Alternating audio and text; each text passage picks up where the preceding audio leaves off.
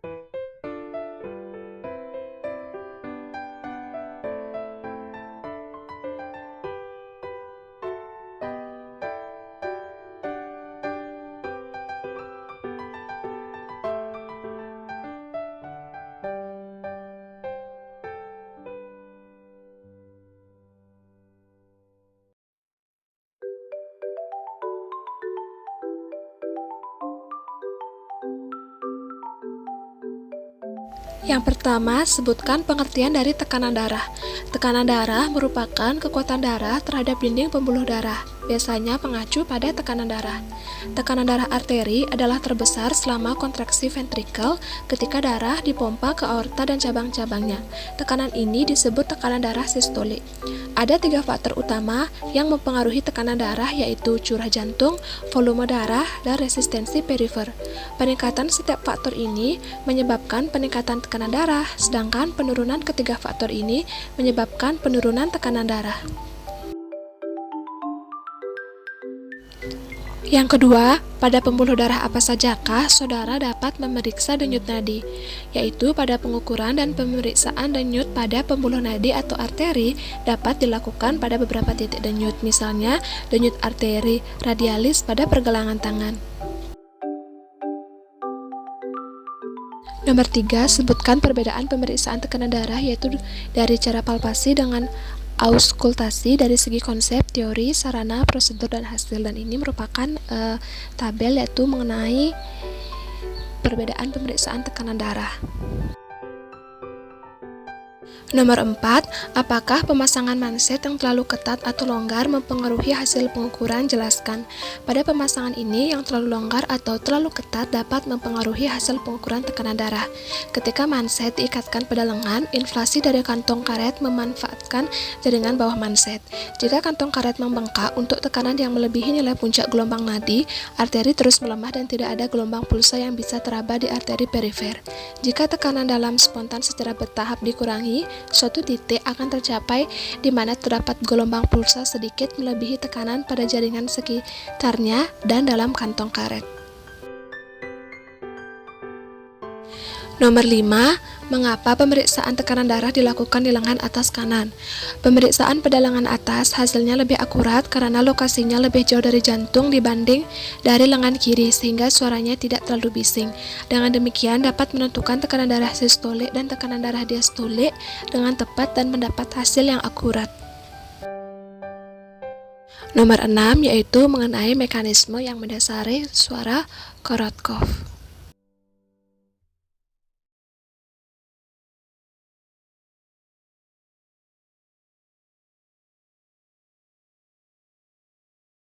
Nomor 7, apakah ada perbedaan antara atlet dan non-atlet dalam hal pemulihan denyut jantung dan tekanan darah setelah latihan? Jadi pada orang yaitu atlet memiliki cardiac output yang lebih besar daripada orang yang non-atlet, sehingga pada denyutan jantung dalam memompa darah lebih tinggi. Otot jantung pada atlet sangat kuat, maka otot jantung pada atlet berkontraksi lebih sedikit daripada otot jantung non-atlet untuk memompakan volume darah yang sama. Karena kontraksi yang dilakukan otot jantung atlet lebih sedikit, maka tekanan darah serta denyut nadi seorang atlet lebih mudah kembali ke kondisi semula. Nomor 8, secara teoritis bagaimanakah pengaruh posisi duduk terhadap denyut nadi dan tekanan darah? Apakah hasil praktikum saudara sesuai dengan teori? Apabila tidak sesuai dengan teori, jelaskan mengapa.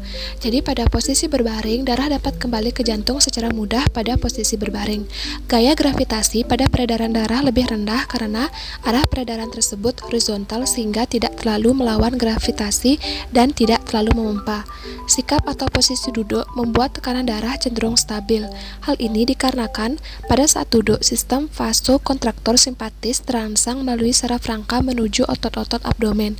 Keadaan ini meningkatkan tonus dasar otot-otot tersebut yang menekan seluruh vena cadangan abdomen, membantu mengeluarkan darah dari cadangan vaskular abdomen ke jantung. Hal tersebut membuat darah yang tersedia bagi jantung untuk dipompa menjadi meningkat. Detak jantung akan meningkat saat seseorang berdiri karena darah yang kembali ke jantung akan lebih sedikit. Kondisi ini yang mungkin menyebabkan adanya peningkatan detak jantung mendadak ketika seseorang bergerak dari posisi duduk atau berbaring ke posisi berdiri. Nomor 9, secara teoritis bagaimana pengaruh latihan terhadap denyut nadi dan tekanan darah? Apakah hasil praktikum saudara sesuai dengan teori? Apabila tidak sesuai dengan teori, jelaskan. Jadi pada gerak tubuh secara teratur dapat memperbaiki tonus otot dan sikap tubuh serta dapat meningkatkan relaksasi. Gerakan tubuh yaitu merangsang peredaran darah ke otot dan organ tubuh lainnya. Terjadi peningkatan tekanan arteri pada saat selama tubuh bergerak. Peningkatan terjadi karena adanya pencetusan simpatis dan vasokonstriksi sebagian besar pembuluh darah. Hal ini menyebabkan peningkatan denyut jantung. Pada latihan fisik dapat meningkatkan tekanan darah dan denyut jantung yang mengakibatkan saat beraktivitas memerlukan oksigen untuk metabolisme. Konsekuensi dari peningkatan denyut jantung menyebabkan waktu pengisian diastolik memendek dan terjadi penurunan kapasitas jantung. Nomor 10, faktor yang mempengaruhi tekanan darah, jelaskan. Ada 3 faktor utama yang mempengaruhi tekanan darah yaitu curah jantung, volume darah, dan resistensi perifer. Peningkatan setiap faktor ini menyebabkan peningkatan tekanan darah, sedangkan penurunan ketiga faktor ini menyebabkan penurunan tekanan darah. Yang pertama, curah jantung. Curah jantung ditentukan oleh denyut jantung dan isi sekuncup. Peningkatan atau penurunan curah jantung menyebabkan perubahan yang sebanding dengan tekanan darah. Volume darah dapat berkurang karena perdarahan berat, muntah, diare, atau asupan air berkurang. Penurunan volume darah menyebabkan penurunan tekanan darah. Begitu cairan yang hilang diganti, tekanan darah kembali normal. Sebaliknya, jika tubuh menahan terlalu banyak cairan, volume darah dan tekanan darah meningkat. Diet tinggi garam merupakan faktor risiko untuk hipertensi karena menyebabkan darah untuk menahan lebih banyak air sebagai akibat dari osmosis dan menyebabkan peningkatan volume darah.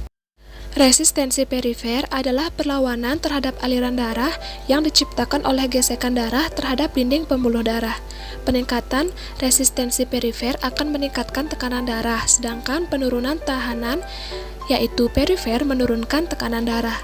Resistensi perifer ditentukan oleh diameter pembuluh, panjang total pembuluh, dan viskositas darah. Arteriol memainkan peran penting dalam mengontrol tekanan darah, mengubah diameter pembuluh darah.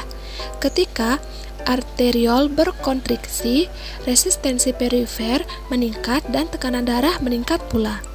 Selanjutnya, faktor eksternal yang mempengaruhi yang pertama ada umur.